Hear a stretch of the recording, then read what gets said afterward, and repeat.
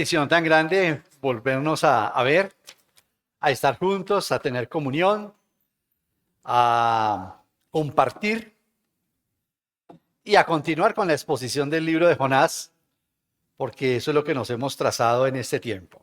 De manera que les animo a que vayamos a Jonás, capítulo 3. Vamos a hacer nuestra lectura del pasaje que vamos a exponer hoy.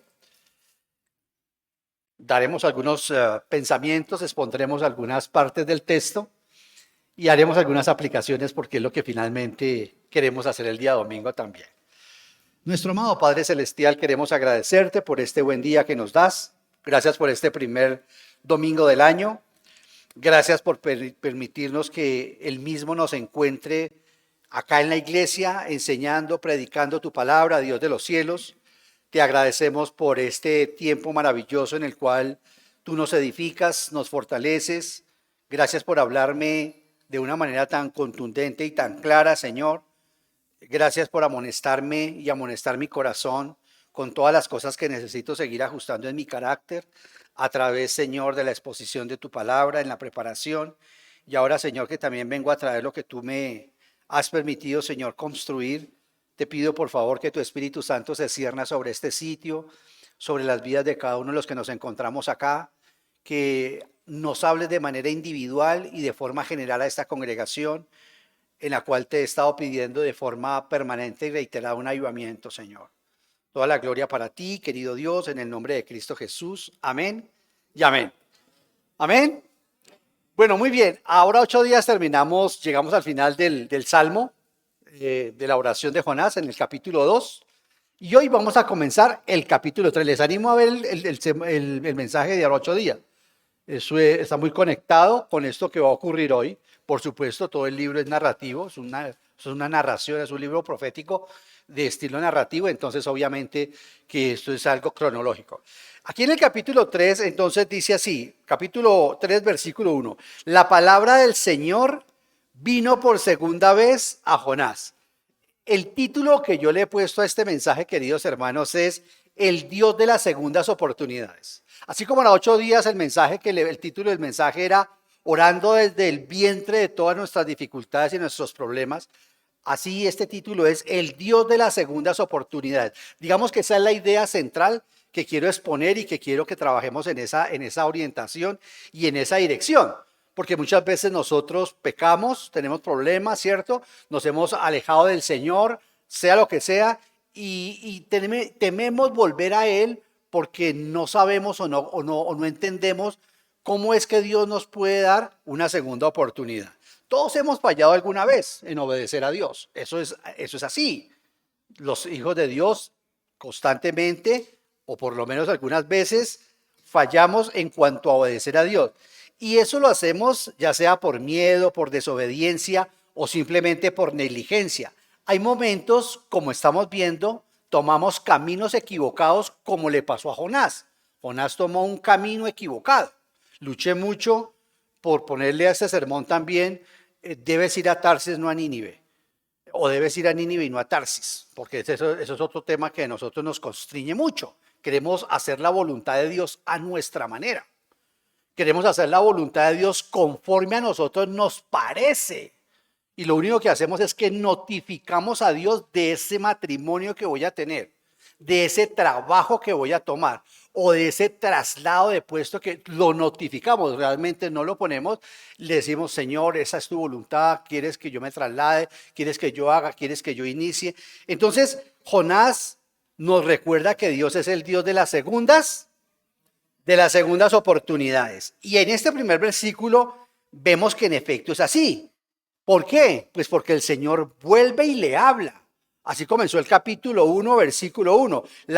Capítulo 1, versículo 1. La palabra del Señor vino a Jonás, hijo de Amitai. Capítulo 1, versículo 1. Ahora, capítulo 3, versículo 1.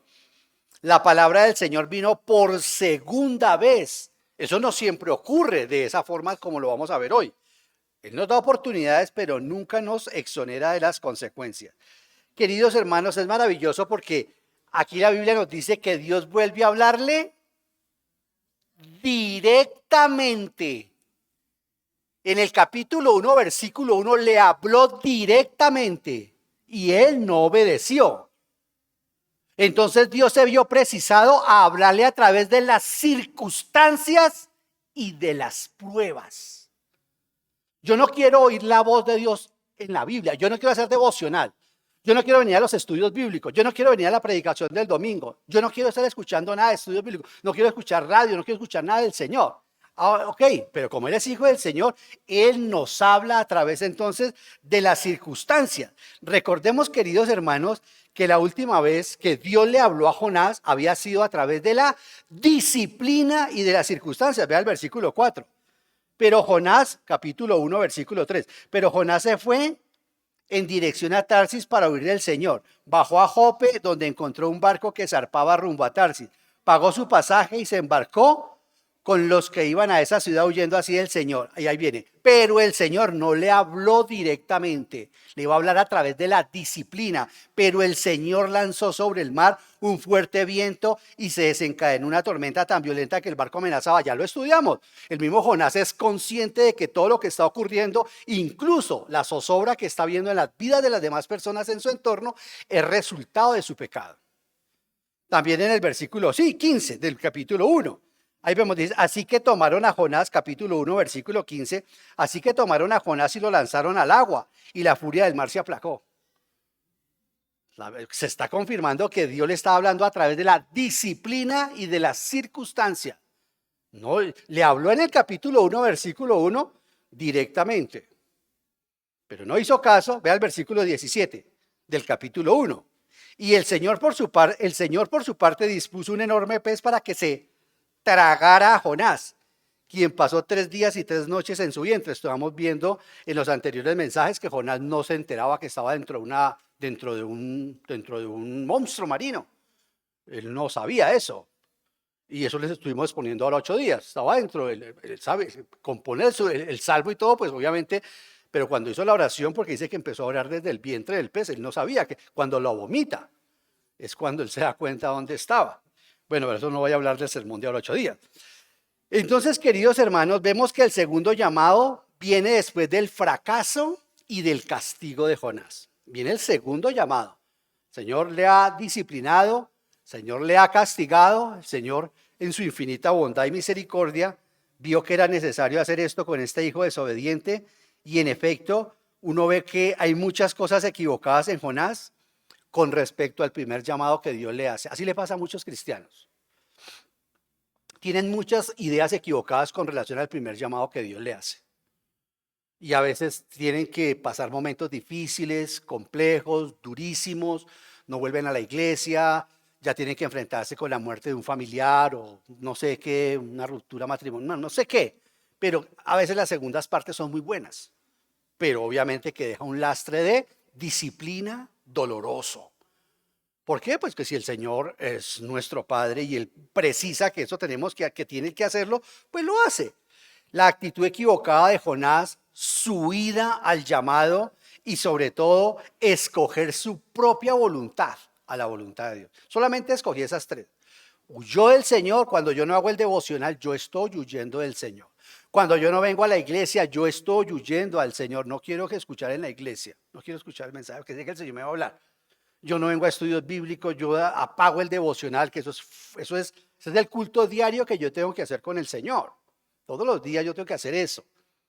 Preferible si usted sacrifica el de ejercicio físico por el ejercicio espiritual, Dios se encargará de la parte física más adelante. Eso le dice Pablo a Timoteo. El ejercicio físico es bueno, pero el ejercicio espiritual sirve para todo. Entonces eso es impresionante, eso es necesario entenderlo, queridos hermanos. Entonces tiene una actitud terriblemente equivocada con la palabra del Señor, ya hemos hablado, Él no quiere hablarle a sus enemigos, no, yo quiero evangelizarlos a ellos. Ahora 8 días también decíamos, él tenía ídolos en su corazón, como lo dice en el Salmo, ahí en el capítulo 2, versículos, tenía ídolos en su corazón y el ídolo más grande era su nación, idolatraba a Israel y decía, no voy a permitir que Asiria destruya a Israel. Y prefirió, algo parecido a Pablo, aunque Pablo pues lo dijo, yo prefiero ser anatema por salvación a los de mi nación. El judío es así de racista y de exclusivista con su nación. Ellos son muy, muy, muy nacionalistas. no está malo, pero cuando se pone por encima del Señor, eso se vuelve una idolatría. Entonces, tiene una actitud equivocada, huye al llamado y escoge su propia voluntad. Entonces, el castigo le viene al hijo descarriado de Dios, porque los cristianos nunca pueden escapar de su pecado. Si somos hijos de Dios, no podemos evitar, y pecamos, no podemos evitar la disciplina del Señor. Si usted peca y a usted no lo disciplina el Señor, tenga miedo, porque de pronto usted no es hijo de Dios. Como decía por ahí un predicador llamado Adrian Roger, si usted nunca se ha encontrado con Satanás de frente, es porque usted va en la misma dirección que él. Así de sencillo. Esta mañana en el baño, cuando salí del baño, le dije a Luz Giovanni, parecía que estuviéramos en un ataque espiritual impresionante. Difícil, hay momentos en que uno, porque él molesta harto. Queridos hermanos, no podemos escaparnos nosotros de nuestras consecuencias cuando hemos pecado abiertamente al Señor. La tempestad no fue un accidente, la echada de las suertes, recordaban que eso lo vimos, echaron la suerte los marinos y el Señor se manifestó en la suerte y apuntó y dijo, es Jonás. Ahora la echada al mar, todo eso no eran accidentes, eran cosas necesariamente que Dios le estaba hablando a este hombre de una forma, y él lo sabía, lo vimos también. Él dijo a los marinos, no, paren. Ellos trataron de volver a Jope, hacer volver la nave a Jope, pero el Señor iba a volver, como lo dijimos a los 8 días, a llevar a Jonás a Jope, pero a través del cetáceo, no a través del barco. Entonces, esas son cosas, y a veces nos pasa lo mismo a nosotros. Los cristianos vivimos una situación difícil, complicada, compleja, en lo económico, en lo moral, en lo personal, en lo espiritual, en lo sentimental, y son alarmas que se prenden en nuestras vidas, pero realmente nosotros no volvemos a recoger nuestra cruz donde la dejamos. Queridos hermanos, la palabra del Señor nos enseña en Hebreos que Dios Padre disciplina a todo el que recibe como hijo. La tempestad, todas estas cosas fueron disciplinas para el hombre. Pero Dios, queridos, y estas son las noticias maravillosas y buenas y animantes, Dios vuelve a llamarnos. Uy, yo pensé un solemne amén. Dios vuelve a llamarnos. A pesar de nuestros fracasos, eso pasó con Pedro. A Pedro lo llamó otra vez. Después de ese fracaso tan tenaz del de Pedro. El fracaso de Pedro fue durísimo. La caída que tuvo Pedro fue tremenda. La caída de Juan Marcos, el autor del Evangelio según San Marcos, Juan Marcos tuvo una caída terrible y el Señor lo restauró otra vez. Jacob, David, el rey David, y Jonás, porque Él es el Dios de las... Amén, hermanos. Él es el Dios de las segundas oportunidades. Jonás había desobedecido al llamado de Dios la primera vez, pero después de haber pasado por el vientre del pez, Dios le da otra oportunidad. ¿Por qué? Hay gente que dice, si usted tuviera $1.000.000, si usted lo pudiera escoger $1.000.000, o no repetir todos los errores del pasado, ¿cuál escogería? Seguro que la mayoría de gente que no saben, que no han caminado con Cristo, dice $1.000.000, porque no han caminado con el Señor. No saben qué es caminar con el Señor. Yo no escogería por nada del mundo toda la terapia y paloterapia que el Señor me ha dado. No la cambiaría por nada del mundo. No. Y es cierto que Él no me ha dado mucha madera. Mi padre humano tampoco me dio mucha madera. Yo fui un hombre más bien simple, que aprendía rápidamente cuando veía el castigo en los demás. Entonces, queridos hermanos, esto nos muestra que nuestro fracaso no es el final de la historia. Amén. Fallarle al Señor no es el final de la historia. Dios no desecha a quienes caen. Más bien nos restaura nuevamente. Porque si Dios deja a una persona, y lo mismo pasa con los hijos, si nosotros dejamos solamente a nuestros hijos en el castigo, se endurecen. Si Dios nos deja solamente en el castigo, nos endurecemos. Ya no queremos saber de las cosas de Dios. Pero Él nos ministra gracia, misericordia, nos vuelve a llamar, nos vuelve a emplear, nos vuelve a usar. Y si volvemos a hacérsela, ¿qué pasará? Pues otra vez el Señor nos reprende. Impresionante esto. Bueno, versículo 2. Sigo. Anda, ahí le está hablando ya directamente otra vez, ¿sí ve? Capítulo 3, versículo 2. Le está hablando ya directamente, ya no a través de las circunstancias, sino como hablaba el Señor a los profetas en el Antiguo Testamento. En este caso le está hablando directamente, seguramente a través de una visión.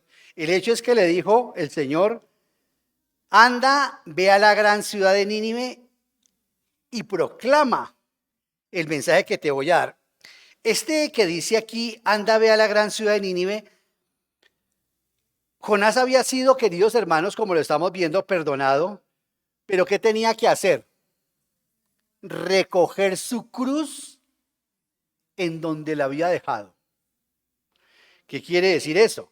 Que no hay ningún servicio que pueda sustituir al que Dios nos pide realizar para dar a conocer su gracia salvadora a otros. En otras palabras, lo que decía, lo que acabo de decir es, yo no puedo cambiar Nínive por Tarsis. Porque todo esto se sucede como consecuencia, repito, de que Jonás no quiere ir a Nínive.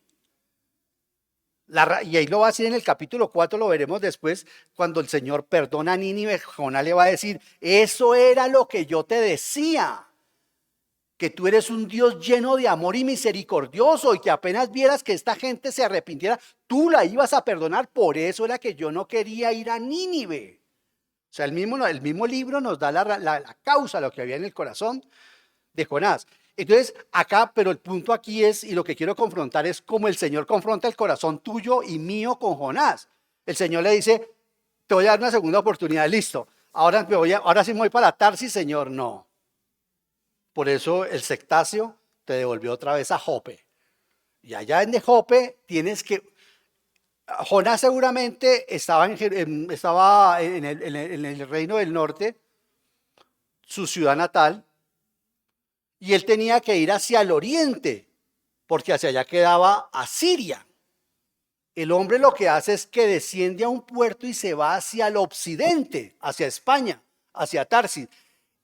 El cetáceo, el monstruo marino, vuelve y lo trae, lo deja en Jope, y ahora él tiene que irse alrededor de unos 1300 kilómetros hacia Nínive, hacia donde tenía que ir. ¿Me están siguiendo, hermanos? El Señor no le dijo, pues bueno, ya que estamos en estas y que tú querías irte para Siria o para Tarsis, listo, váyase para España y lo haré allá misionero en España. No. No quiero decir con esto que si yo soy alcanzado en mi pecado, yo tenga que dejar muchas cosas de mi vida del pasado, como una familia o unos hijos. Si yo me equivoqué con una familia y unos hijos en el pasado, yo no sé, hay iglesias que asesoran terriblemente mal. Dicen, usted tiene que descasarse, cásese, descásase. Eso no es así, hermano. Hay que saber asesorar una situación de esa naturaleza. Usted se descasa, ya conoció a Cristo, entonces usted se descasa y los hijos que lleguen. No, eso no es así.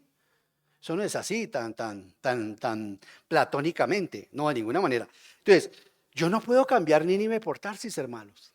Usted tiene que recordar dónde se quedó, dónde fue que comenzó su sequía espiritual, cuándo fue que dejó de cultivar su corazón, cuándo fue que abandonó el lugar santísimo suyo todos los días donde usted iba.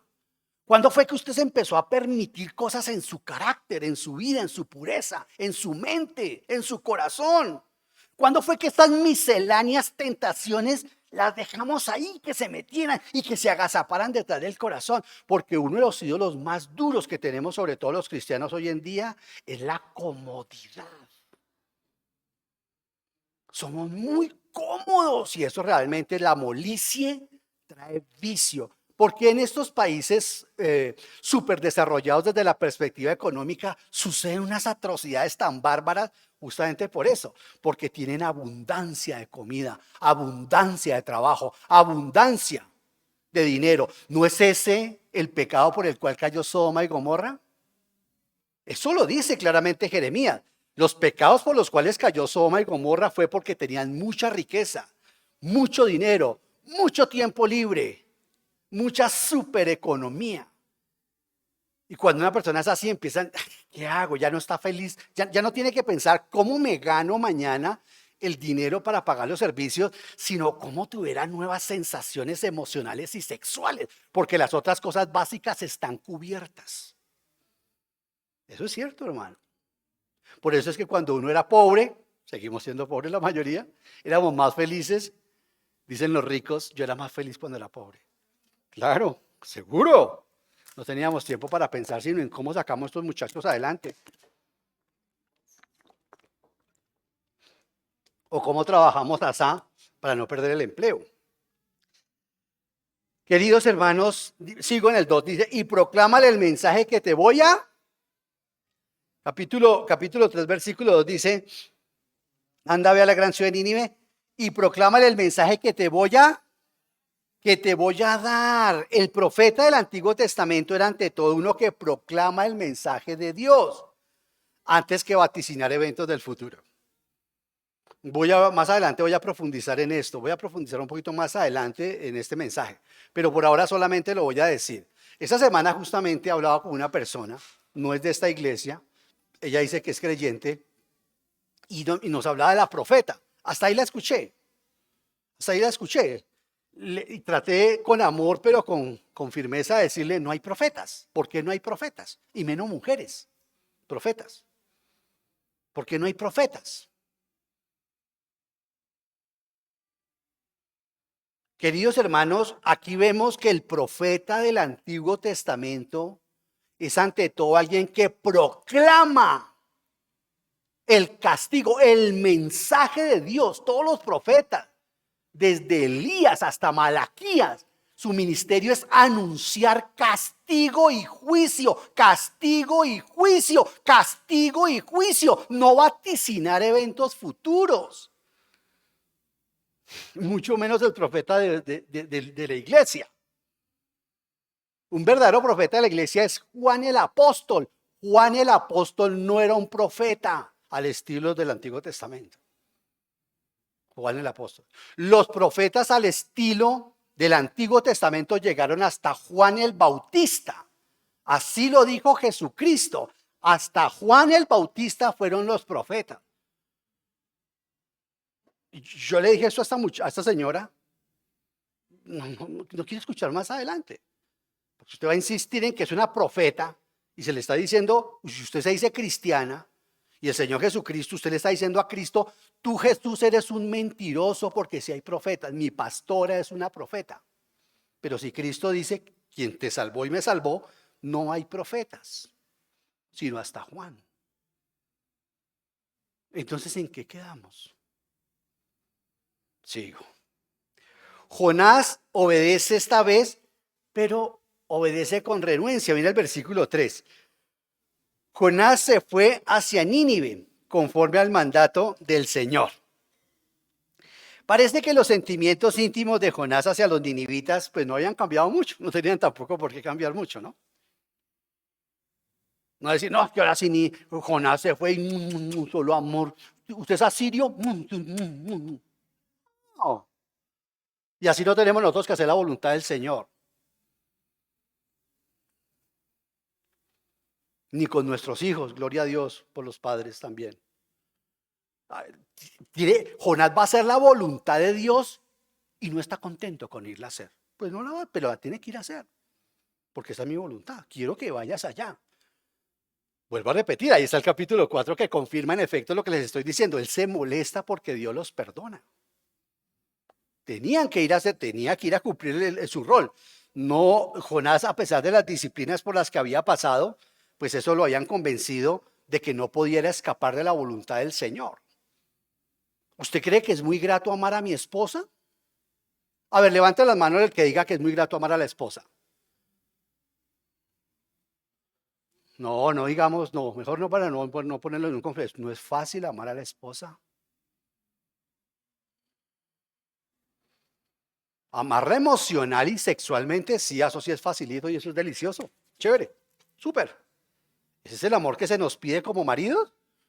El amor que se nos pide es que las aguantemos, que las perdonemos, que las animemos. Eso es difícil, hermanos.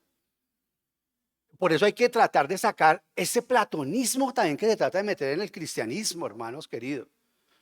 O es muy fácil someterse a tu esposo, a un necio, o así sea sabio, a que te diga, no, no vamos a hacerle, pero ¿por qué no vamos a hacer así si es mi dinero? Pues porque yo soy tu esposo, mi amor, y vamos, no, consiga su plata y usted inviértala en lo que usted quiera. Pero la Biblia dice que actúen así. No, entonces no digamos que es fácil someterse como esposa y que es fácil amar a la esposa. Si fuera fácil no sería un mandamiento. Si fuera fácil no sería un mandamiento. Si fuera fácil no sería un mandamiento. Maridos, pensad de pronto en amar a vuestras esposas. Dice, amad. Mujeres, sujétense. Queridos hermanos, esta es la palabra del Señor. Y yo tengo que obedecer por amor a mi Señor. Porque eso es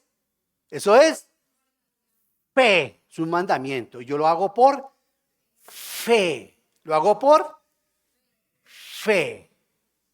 Fe no es, ay, sí, no, yo tengo yo sí, ahorita empata Colombia, no, de pronto no traigan ese técnico para millonarios, ¿no?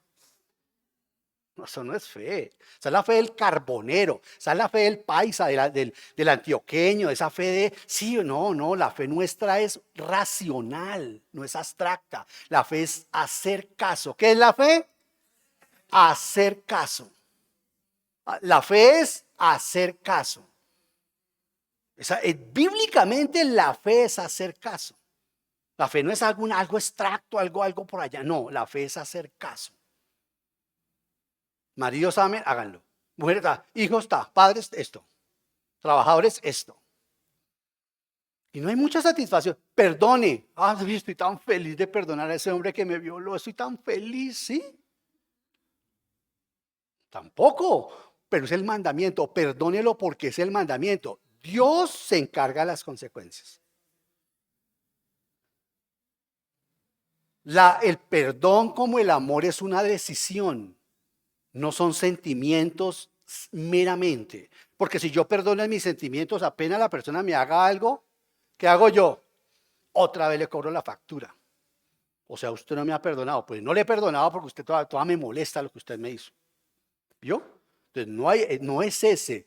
El perdón y el amor son decisiones que yo hago. ¿Vamos bien, hermanos?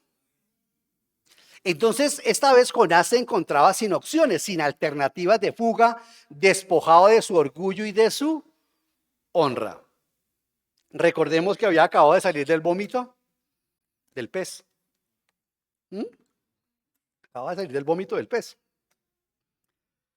Queridos hermanos, gracias a Dios que Jonás fue vomitado por un pez. El Señor Jesús ha prometido vomitar a todos los tibios de su boca. ¿Lo dice o no lo dice? Eso dice la Biblia en Apocalipsis.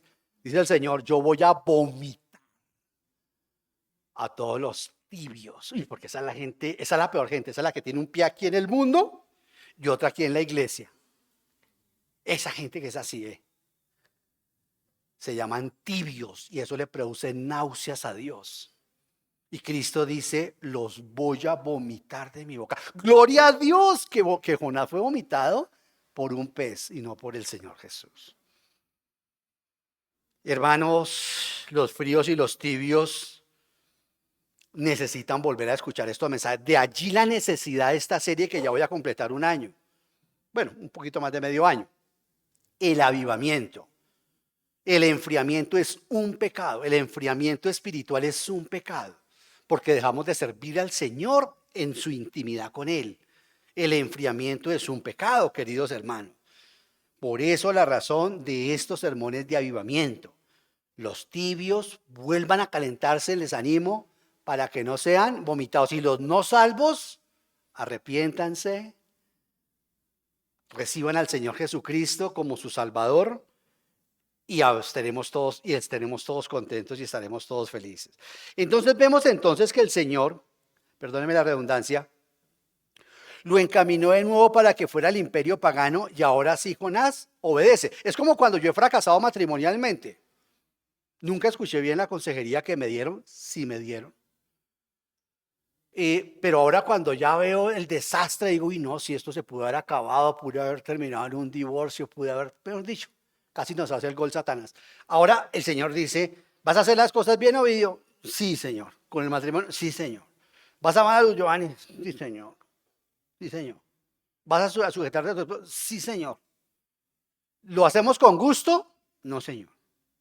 No seamos hipócritas.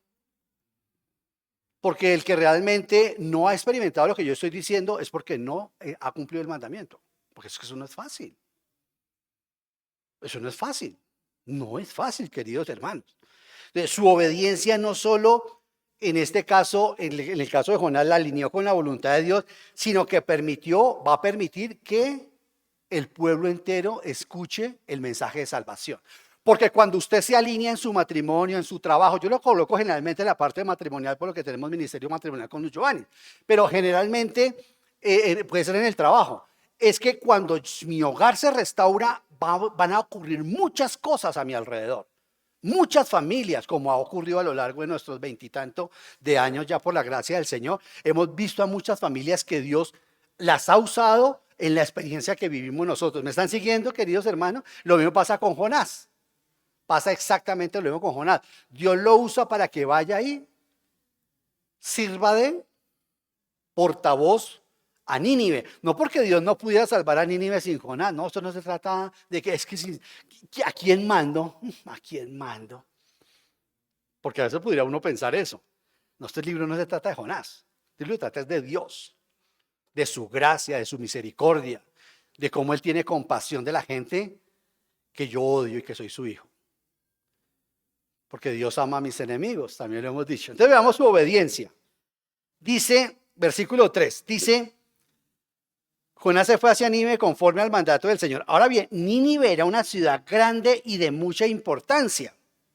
En 4:10, en capítulo 4:10, nos dice Jonás que era una ciudad de 120,000 habitantes. Dice, el Señor le dijo, tú te compadeces de una planta que sin ningún esfuerzo de tu parte creció en una noche y en otra pereció. Y de Nínive, una gran ciudad donde hay más de 120,000 personas, versículo 11, que no distinguen su derecha de su izquierda. Atención a esto, queridos hermanos.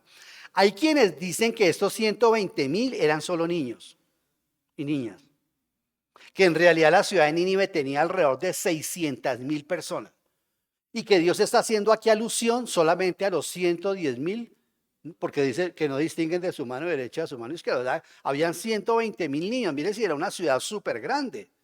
¿Vamos bien, queridos hermanos?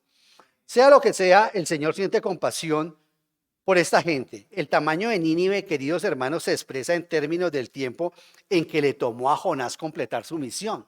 Esa es la manera esa es la medida que se utiliza, digámoslo así, para decirnos que la ciudad, en efecto, era bastante grande.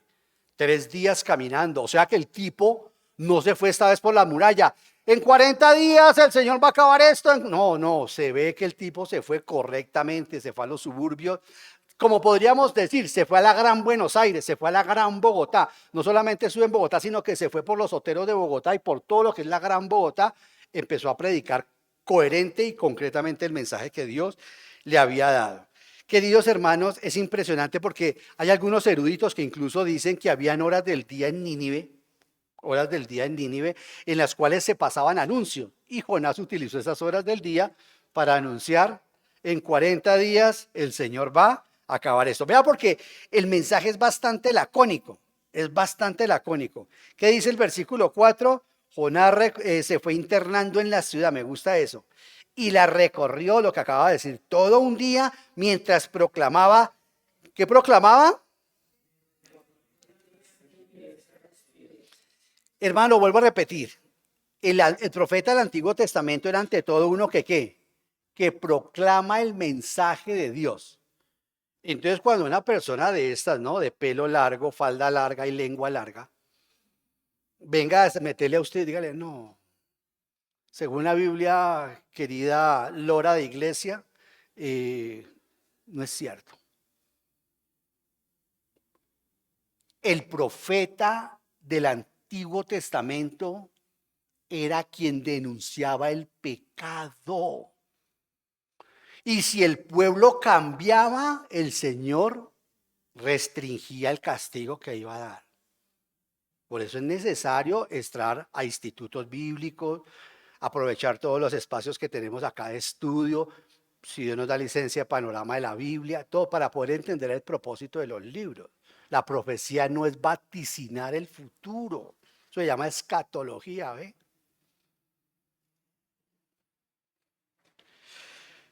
Queridos hermanos, entonces el mensaje de Jonás era un mensaje de juicio decretado, que era común en los profetas del Antiguo Testamento. ¿Era un mensaje de qué? De juicio. ¿Por qué era un mensaje de juicio? Porque Jonás era bueno, 3 ya lo cogieron. Porque Jonás era no un misionero.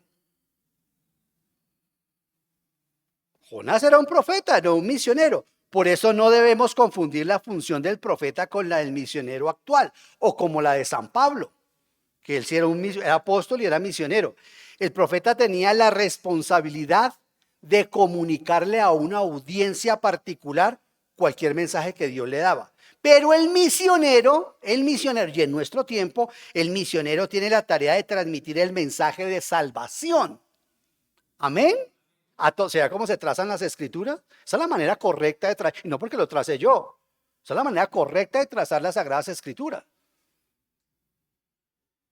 Pablo le dice a Timoteo, te aconsejo ortotomeo, que trace rectamente, rectamente, tomeo la palabra de Dios, que trace rectamente la palabra del Señor.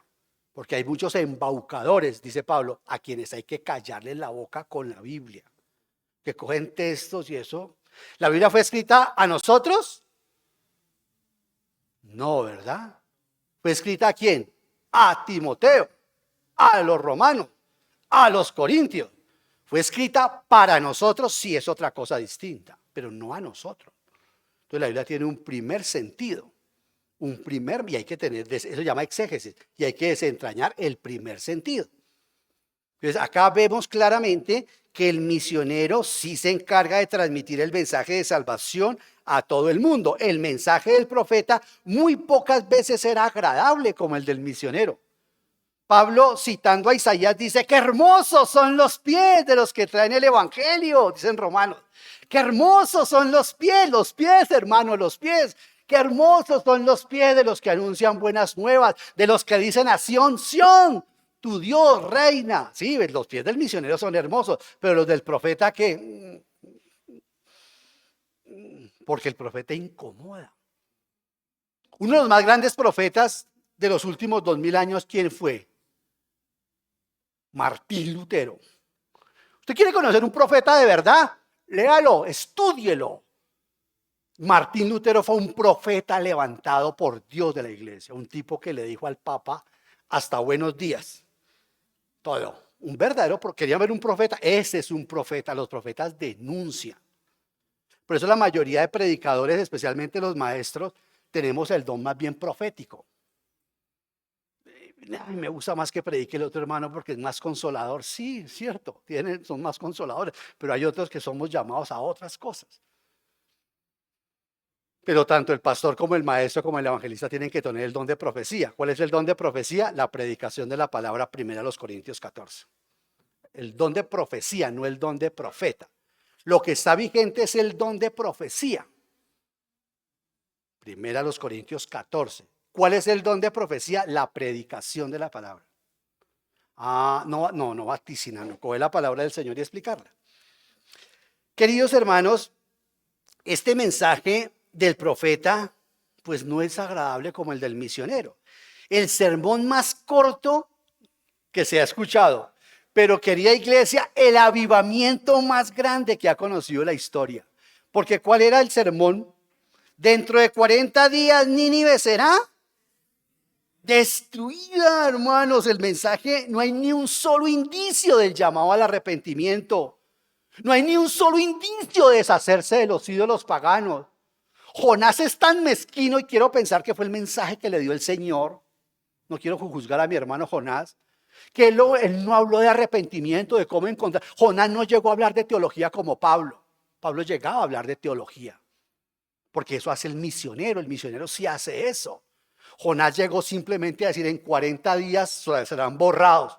¿Y cómo espero que empiece a caminar ese reloj? Diría Jonás. No hay un solo indicio de llamado al arrepentimiento. No hay instrucciones en cuanto a lo que Dios pretendía de ellos. No hay acusación por las obras de maldad que ellos han hecho. Nada. Jonás, ¿y por qué vamos a ser destruidos, don señor Jonás? Me imagino que Jonás lo miraría y no respondería y seguiría diciendo, en 40 días Nínive será destruida. En 40 días, el sermón más sencillo del mundo y el avivamiento más grande del mundo. ¿A cuántos servicios evangelísticos usted ha escuchado? ¿Ha asistido y ha escuchado? Esta gente se arrepintió a un solo servicio, un solo mensaje. No hubo promesa de arrepentimiento, no hubo promesa de perdón. No hubo absolutamente nada. ¿Y usted y yo, hermano? Y mucha gente escucha y escucha la BBN y todas terminan y siguen, no sé, lo mismo, un pie aquí y otro en el mundo. Queridos hermanos, esto es impresionante. Porque Jonás lo único que hace es presentarse con un mensaje de Dios lacónico y lapidario. Oh Señor, gracias a ti, Dios mío, que el mensaje que Él nos ha dado a nosotros es ¿cuál?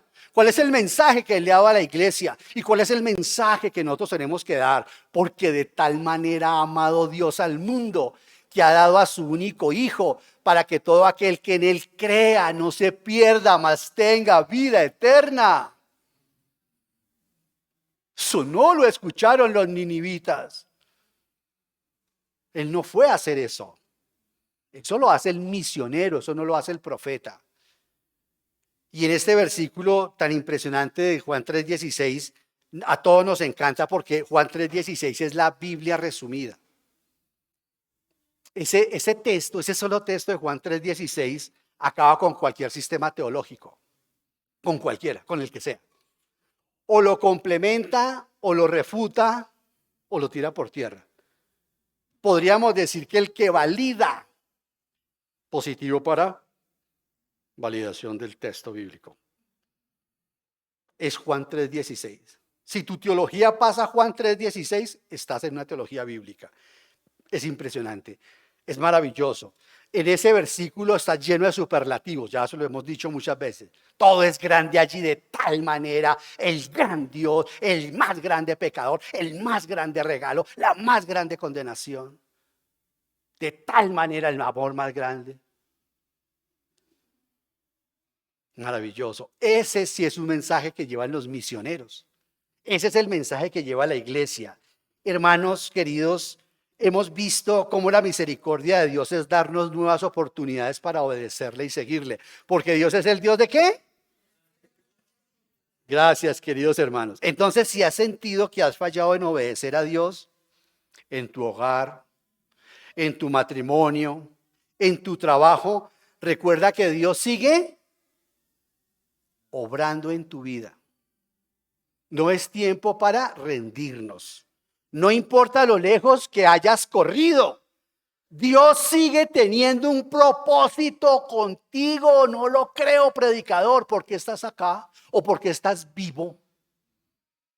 Porque cuando uno cumple el propósito de Dios, Shaolin, eso dijo Pablo, nos vamos para casita, pensionados, ahí sí, pensionados. Vámonos para casita, nos vamos para el cielo. Pero mientras estemos acá, el creyente es inmortal. A menos que, como nos enseña también las Sagradas Escrituras, seamos tan calaveras que el Señor, como 1 Corintios 11 nos dice, es mejor llevármelo para el cielo porque usted la hace mejor allí en el cielo, que estar siendo de tropiezo para otros acá en la tierra. Pero eso es una disciplina extensa, larga. Por eso, queridos hermanos, no importa lo lejos que hayas llegado. No hay un sitio tan lejano que la gracia de Dios no te alcance. Amén. Te lo voy a decir de otra manera. Dios no permitirá que lleguemos tan lejos a donde su brazo no nos alcance. ¿Hasta dónde deja usted llegar a caminar a su chiquilín de 1 año y medio? ¿Con el ojo? ¿Lo vigila o no? Claro que hay unas que, digamos, La pregunta que tengo es, ¿estamos dispuestos a aprovechar esas oportunidades? La obediencia a Dios, así sea como la de Jonás, trae fruto. Sí, la de Jonás, vuelvo y repito, fue contra su gusto, mas no contra su voluntad. Fue contra su gusto, él no quería hacerlo, vamos a verlo después. No quería por eso ir a Nínive porque sabía que tú los ibas a perdonar.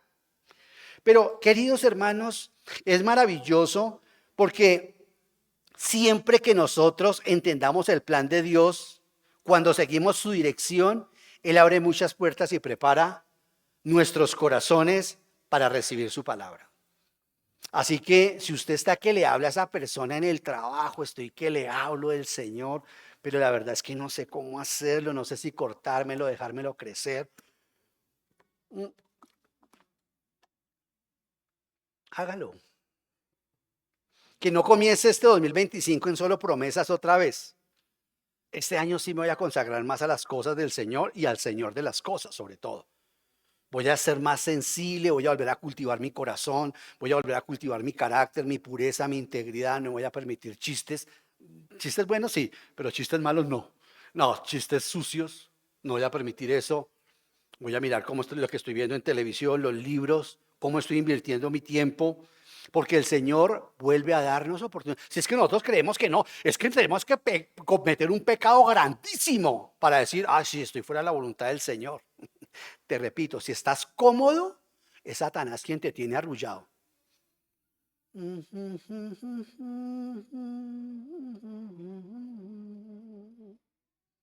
¿Sabe qué hace él después? Por experiencia lo digo.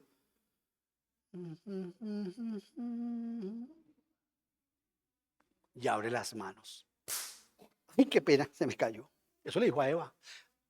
Sí, una pregunta técnica. Sí, no podía volver ya, no volver a pecar. Que ahí los dejo, nos vemos. Se me olvidó darle la letra pequeña del contrato. Cuando cae uno, y ahora 8 días lo decíamos, cuando llega la disciplina del Señor, generalmente no es por 15 días ni 20 días. A David le dio 1 año para que se arrepintiera. David duró más del año para arrepentirse y las consecuencias del resto de su vida. Se apagó.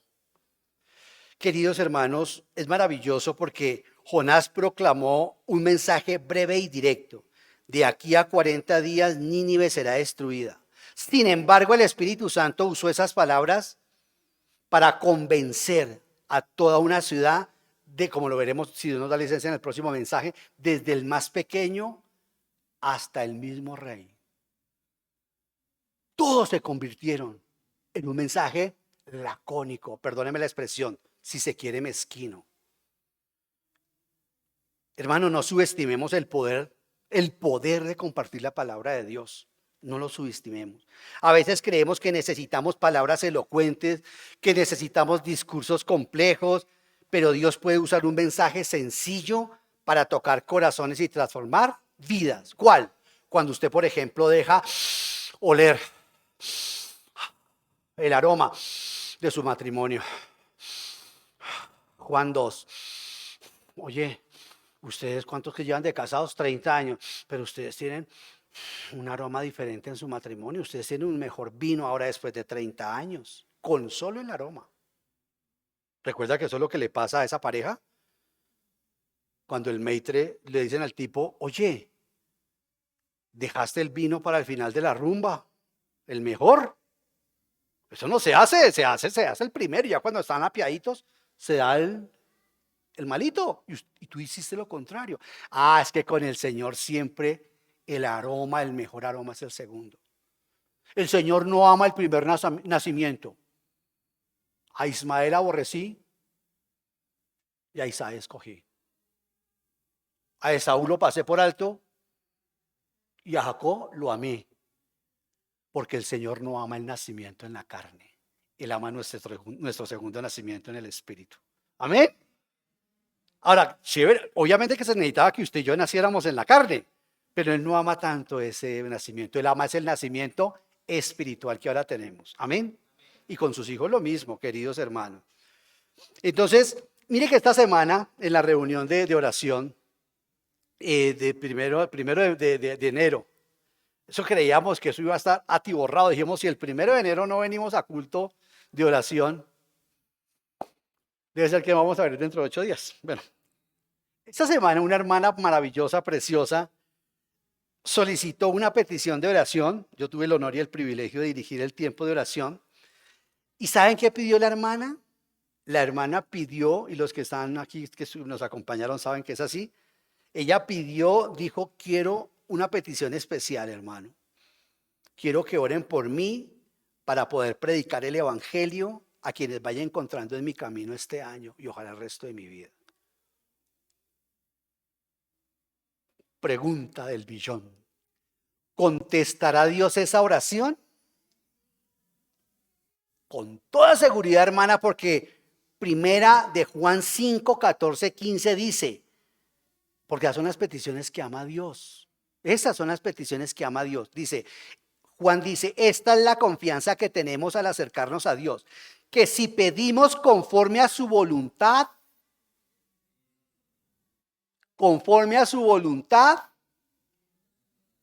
pero antes de Él nos oye, para que tu oración y mi oración sean respondidas, tienen que ser pedidas conforme a... ¿Es su voluntad que la gente escuche el evangelio de la boca de esta hermana? Si pedimos conforme a su voluntad, Él nos oye. Y si sabemos que Dios oye todas nuestras oraciones, podemos estar seguros de que ya tenemos lo que le hemos pedido. ¿Es así o no es así, queridos hermanos?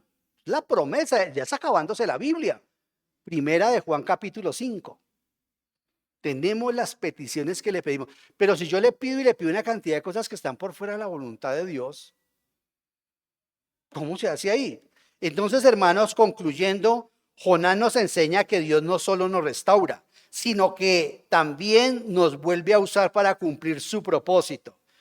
Él puede usar incluso nuestras debilidades de llevar su mensaje a otros. Él lo puede hacer. Y estos versículos nos enseñaron varias lecciones importantes sobre la obediencia, la misericordia de Dios y el poder del arrepentimiento. Por eso no avancé más. Nomás dije 4 versículos, están muy saturados. En esos 4 breves versículos, misericordia, obediencia, arrepentimiento, voluntad de Dios. Y esta primera lección es que Dios es el Dios de las segundas oportunidades. A pesar de la desobediencia inicial de Jonás, Dios le vuelve a hablar y le da otra oportunidad para cumplir su voluntad.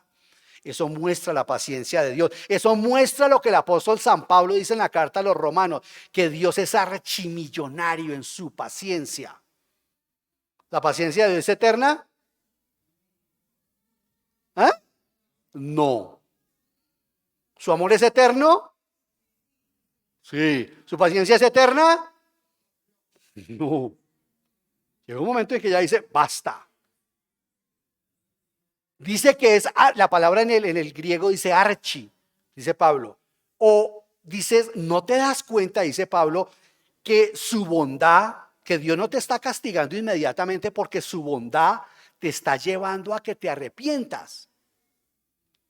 Pero llega un momento en que el Señor dice, ya basta. Y ahí está el Apocalipsis, donde el Señor dice, listo, dígale al ángel que haga esto, dígale al ángel que haga esto, abran acá, saquen acá, toquen la trompeta, rompan el sello. Y chaolín. Cuidado con esa falsa teología, todos los atributos de Dios son infinitos, la paciencia de Dios no es infinita. Se va a acabar. Entonces, pero lo maravilloso es que este pasaje nos muestra su paciencia con nosotros. Segundo, Dios es claro en sus instrucciones. Llama a Jonás a obedecerle sin cuestionamientos. Y también este pasaje nos enseña y enfatiza que el mensaje no es de Jonás, sino de Dios. Y ahí fue donde yo empecé a recular en la exégesis a la que yo había llegado anteriormente. Cuando dije, tan mezquino Jonás en su mensaje. Pero el texto acaba de decir en el versículo 1, en el versículo 2 del capítulo 3, anda y ve a la gran ciudad y proclama el mensaje que te voy a dar. Y el mensaje que le dio el Señor fue ¿cuál? No, dentro de 40 días acabaré hasta con el nido del gato. Queridos hermanos, también Dios enfatiza que el mensaje del Señor Jesucristo no es suyo ni mío. Mire, en los primeros años con Luz Joanis evangelizando, yo tenía sendos fracasos y derrotas, porque yo quería argumentar con filosofía. Me gustaba mucho la apologética. Un día uno de mis hermanos, de los que manejaban el ministerio de parejas, me llamó y con amor me dijo, me cogió a un lado y me dijo, hermano, no le dé pena hablar del mensaje del evangelio. Le dije, no, a mí no me da pena. Me dijo, entonces no le dé resquemor decir de tal manera amó Dios al mundo, que más bien usted filosofar con su jefa para que trate ella de entender y de comprender por qué hay la sustitución. No hable de eso. Yo le dije, ¿por qué? Me dijo, porque son palabras tuyas. Pero si tú usas la Biblia, son palabras de Dios. ¿No es acaso mi palabra como martillo que rompe el corazón de piedra?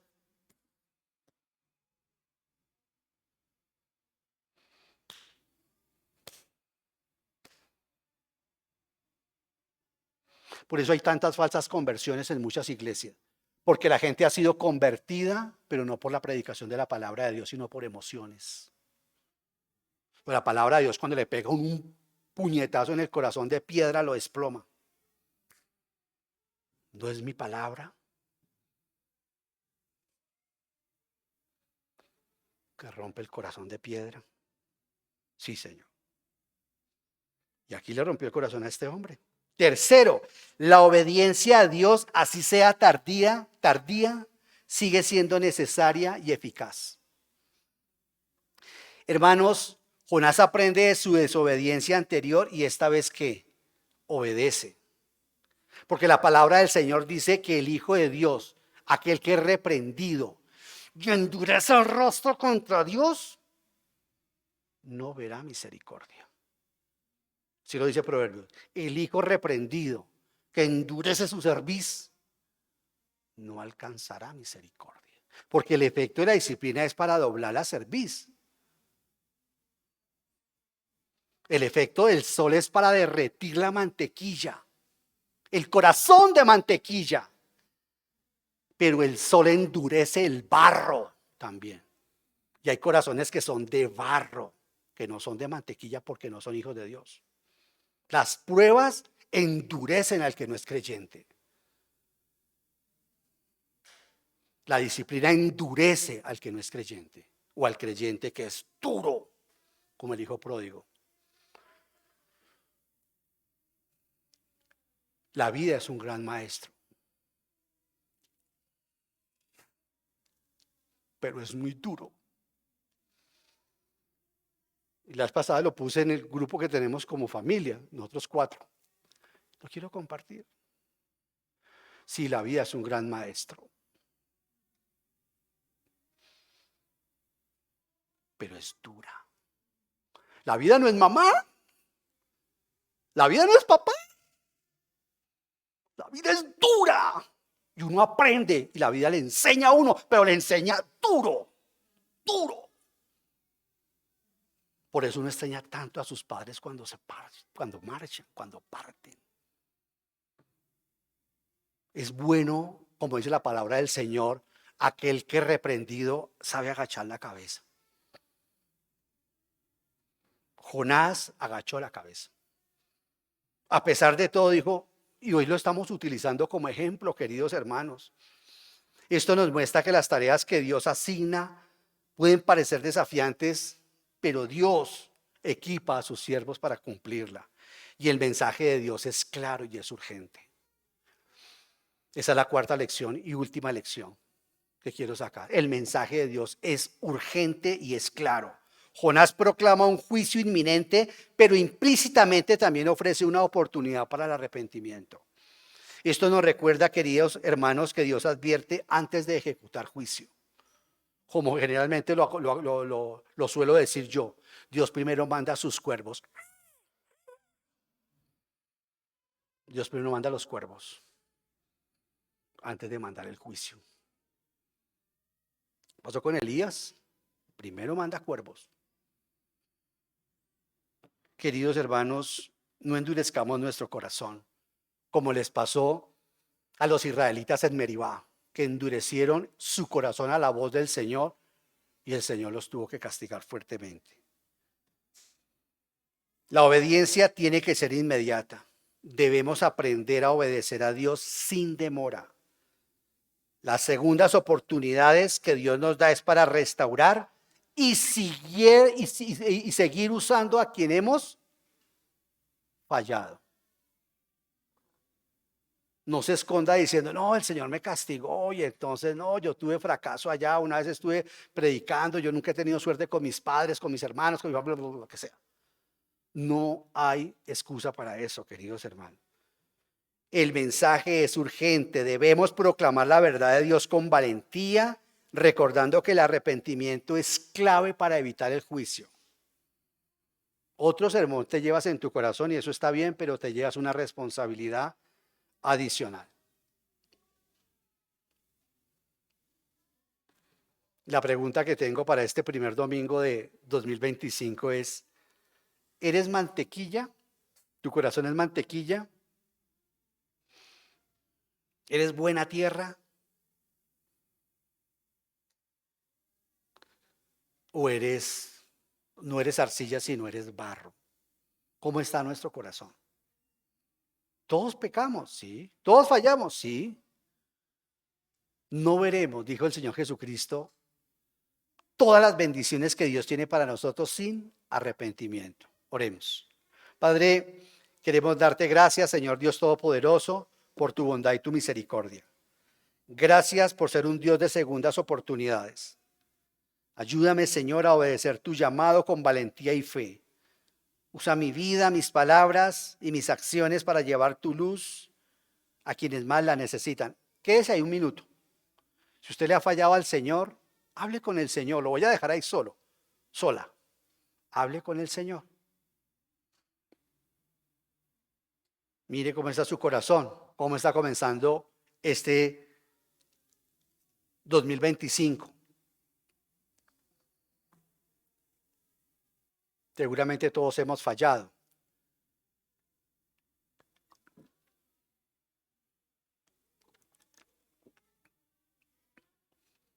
Piense, y yo pienso también,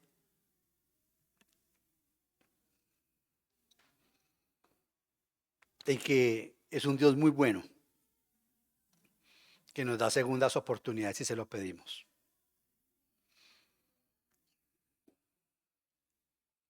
Nos ama. Si lo dudas, mire la cruz. No importa dónde hayas caído. Entre más hondo haya sido el lugar donde hayas caído, las bases que vas a tener para tu restauración serán supremamente más fuertes. Y vas a ser de mayor ejemplo y de mayor testimonio. Esa es una de las ventajas de caer bien bajo. Porque los ingenieros enseñan que entre las bases sean más profundas, la construcción es más sólida. No le dé pena. Hable con él.